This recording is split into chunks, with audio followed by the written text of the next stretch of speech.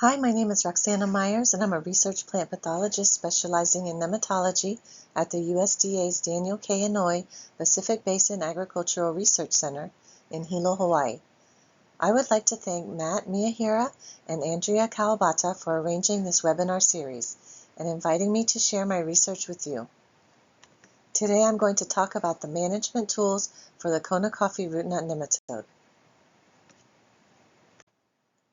Plant parasitic nematodes are microscopic, non-segmented roundworms that cause billions of dollars in damage to agricultural crops worldwide. Under the microscope, they can be differentiated from beneficial free-living nematodes by their silent mouthpart, which is used to pierce and feed on plant roots.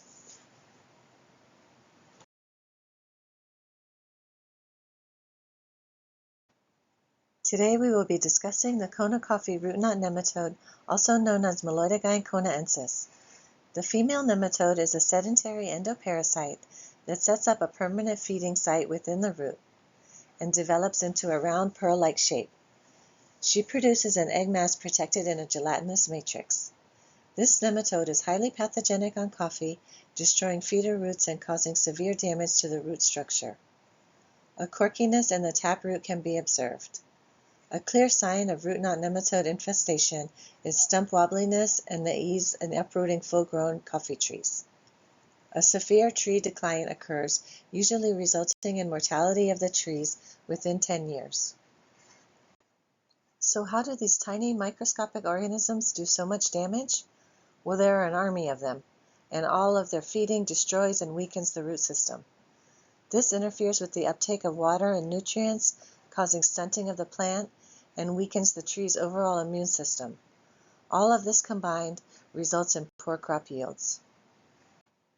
This is an aerial view of a coffee farm in South Kona planted with non-grafted typica in fields heavily infested with root knot nematodes. You can see the patchy distribution of high nematode populations, which is common with this pathogen.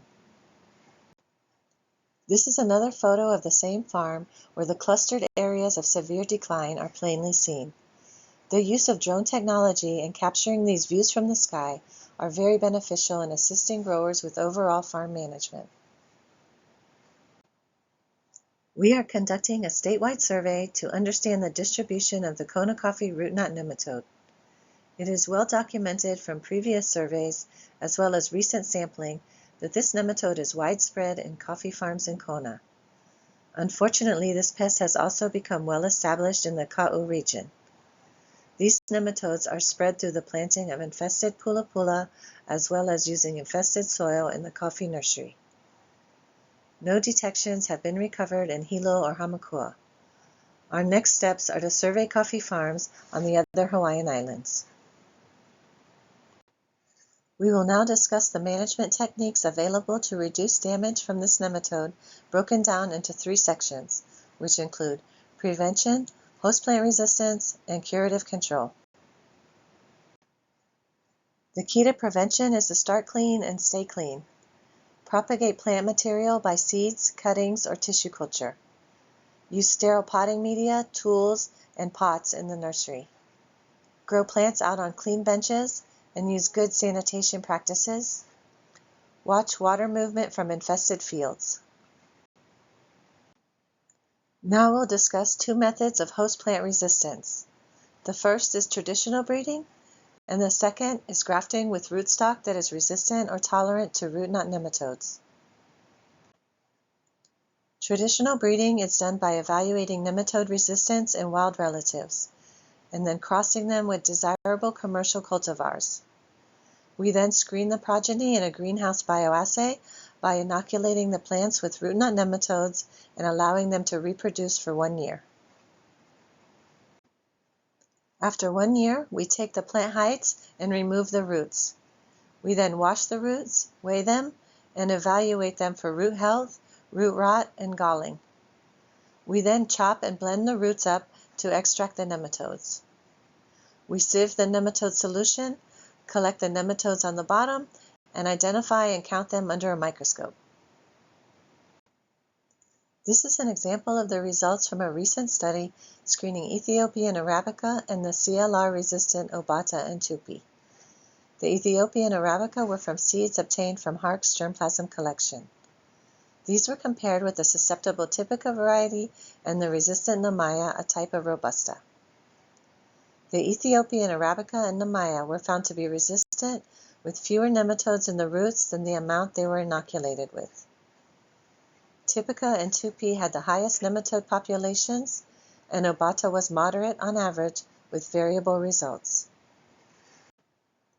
When evaluating root health, it was observed that the Ethiopian Arabica and Nemaya had low amounts of root rot.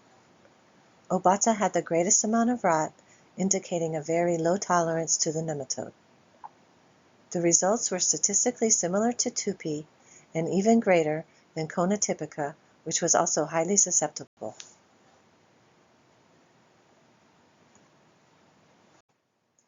For the conclusions to this study, Tupi and Obata were good hosts and highly susceptible to the Kona coffee root knot nematode.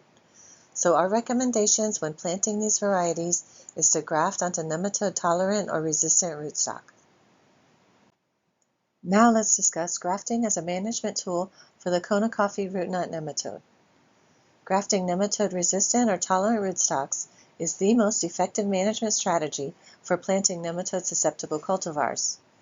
Nematode-resistant rootstocks prevent root knot nematode reproduction, while nematode-tolerant rootstocks hold up in the presence of high populations of nematodes due to increased vigor.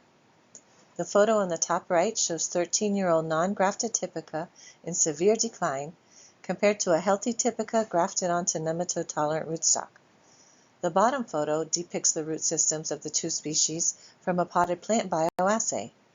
The Liberica clearly has a larger, healthier root system that is capable of outgrowing the nematode damage. This graph is from a 13-year field study at the CTAR Kona experiment station that demonstrates the effectiveness of using these rootstocks. Using the commercially grown Kona typica as the scion, those grafted on Liberica rootstocks produced an average of 9 to 10 kilograms of red cherry per year, compared with less than 1 kilogram from the non-grafted Kona typica on the far right. The reason for this is the high percent of mortality of these non-grafted trees during the duration of the study. Let's move on to discuss curative control as a management tool. This is meant to lower nematode populations in the field to reduce damage and increase coffee yield.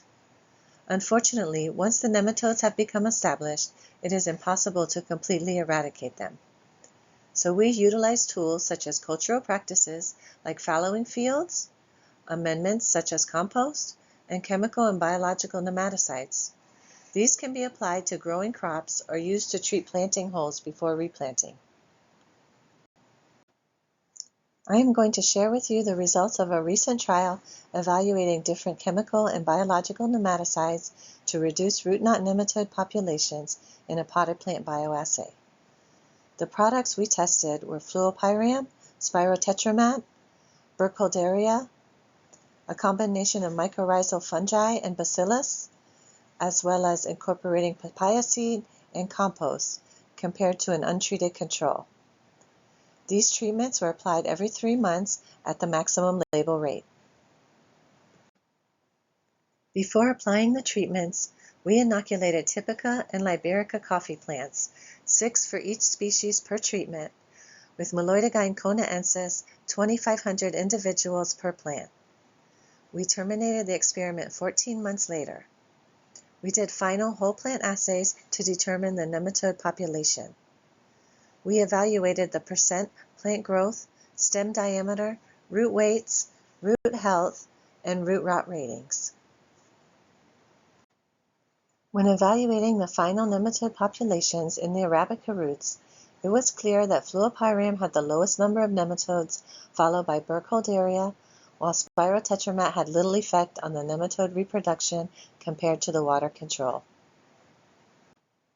Shoot growth of Arabica was also greatest in plants treated with fluopyram. Plants with the ground papaya seed treatment also demonstrated high plant growth compared to the other treatments. It is important to note that currently fluopyram is not labeled for use in Hawaii. However, it is currently being evaluated in the IR4 program to move it forward with the proper labeling. These are photos of some representative roots from the nematicide trial. Arabica roots treated with spirotetramat showed similar levels of damage from root knot nematodes compared to the untreated water control. The roots treated with fluopyram remained healthy with more feeder roots and less root rot. In comparing these photos to the infested Liberica roots with only a water control treatment, it is clear that the root vigor in the presence of nematodes is still superior. Our conclusions to that study was that fluopyram reduced nematode populations in susceptible Arabica roots while also improving shoot growth, while the untreated inoculated Liberica plants demonstrated greater plant growth than all the treated Arabica. Overall, tolerant Liberica plants were healthier and more vigorous than Arabica in nematode-infested soil, further confirmation that nematode-tolerant rootstocks should be utilized when replanting in nematode-infested fields.